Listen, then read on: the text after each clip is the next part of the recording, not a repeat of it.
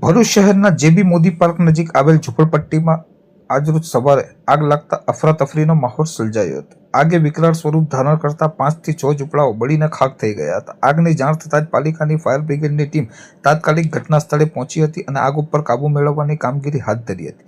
Fire બ્રિગેડના જવાનોની મહેનત બાદ આગને વધુ ફેલાતી અટકાવવામાં સફળતા મળી હતી. સદનસીબે આ આગની ઘટનામાં કોઈ પણ જાતની જાનહાનિ નોંધાઈ નથી. જોકે ઝૂંપડાઓમાં રહેલ ઘરવકરીનો સામાન અને અન્ય માલમત્તા આગમાં બળીને ખાખ થઈ જતા અસરગ્રસ્ત પરિવારોને ભારે નુકસાન વેઠવાનો વારો આવ્યો છે.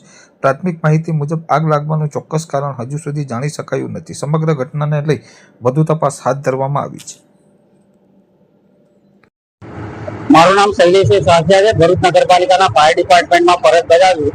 આજ રોજ 8:30 કલાકની આસપાસ સવારમાં જેબી મોદી પાર્ક ઝૂંપડપટ્ટીમાં આગ લાગેલી એવો કોલ મળેલો. અમારી ટીમ તાત્કાલિક ઘટના સ્થળે પહોંચી આગને કંટ્રોલમાં લઈ લીધેલી છે. કોઈ જાનહાનિ આમાં થયેલ નથી.